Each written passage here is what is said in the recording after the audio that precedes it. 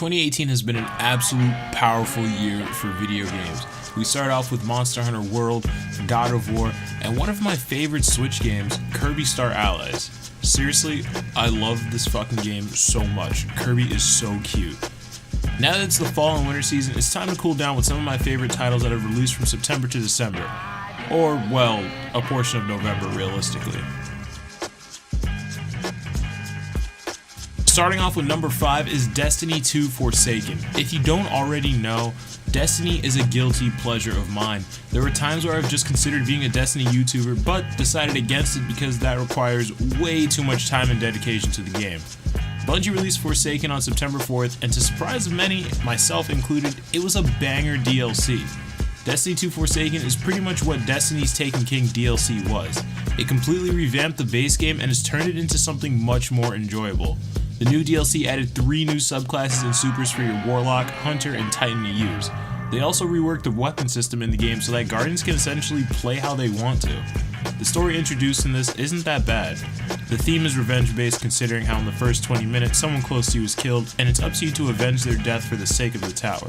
Trust me, it's worth the play, and if you've never played Destiny 2 and were waiting for a DLC bundle of some sorts to play the game, it exists, and it's only $60. Number 4, we have Marvel's Spider-Man. I love Spider-Man. He's easily one of my favorite superheroes in general. From his sarcastic quips to his diverse world, what isn't there to love about Peter Parker? Marvel's Spider-Man is one of the best PS4 exclusives to come out this year, and it is a must cop. The game released on October 4th and was practically already critically acclaimed from reviewers. Insomniac Games did an incredible job of making the player feel like Spider-Man, from interacting with his world to taking down villains, and even with swinging from building to building. It was a joy to 100% and even a greater joy to earn that platinum trophy. The only thing I'm not a fan of, however, is how they're releasing the DLC, because after that, they're probably done with the game entirely, which is kind of heartbreaking. I'd love to see more of Insomniac's Spider-Man. They did an excellent job of the game, and if you don't have a PS4 and want to play it, there's a deal out now with a PS4 Slim and a copy of the game itself, all for $200. It's an amazing steal that people who don't own the console should jump on. Number 3 is Dragon Quest XI Echoes of an Elusive Age. JRPGs are my shit.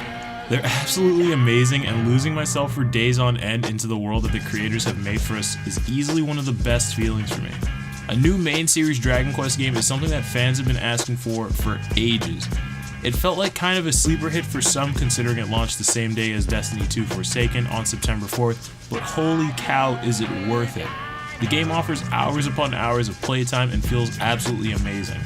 It takes tropes from the older games and puts them on crack, which makes for some of the best JRPG I've played in recent years. This game is proof that the tried and true JRPG tropes are still relevant and incredibly fun to this day. You're not going to want to put this title down once you've started it. You might be able to find a deal for this game because during holiday season currently, the lowest I've seen it for is $35 on Amazon. Number 2 on this list is Red Dead Redemption 2. This game is without a doubt one of the most anticipated titles of this year. Red Dead Redemption 2 was released on October 26th, and holy fuck is this game huge. It takes a while to open up the map since you have to play through the relatively long prologue, but it's worth it in its entirety. The game is crazy immersive and a huge step up from the last game, Red Dead Redemption. There's no news on a PC version of the game, but considering how Rockstar is, we may never know until they say it themselves. This game takes the open world formula and puts it on crack, as every action you do can either make or break the world that you and your trusty steed traverse. You can go and lasso up this amazing game for $60 or maybe even cheaper from other retailers. Ain't a top 5 list without some honorable mentions, baby. Shadow of the Tomb Raider is the 3rd entry in Square Enix's Tomb Raider series. It's even better than the last 2 entries and felt like a major sleeper hit unless it was on your release radar. It released September 14th and you can get it for $30 from most major retailers. I hate racing games unless it's Mario Kart, honestly, but Forza Horizon 4 is easily one of the prettiest and most fun I've had with one of these types of games. It came out on October 2nd and I was pleasantly surprised to see it on Xbox Game Pass. Just meant I didn't have to drop $60 on it. If you're interested in buying it for yourself, you could find it for $30 somewhere. Alright, you got me. Super Smash Bros. Ultimate didn't make the list, but that's only because it's not out yet. The critically acclaimed fighting game from Nintendo is finally finding a home for itself on your Switch December 7th, and the hype is too real.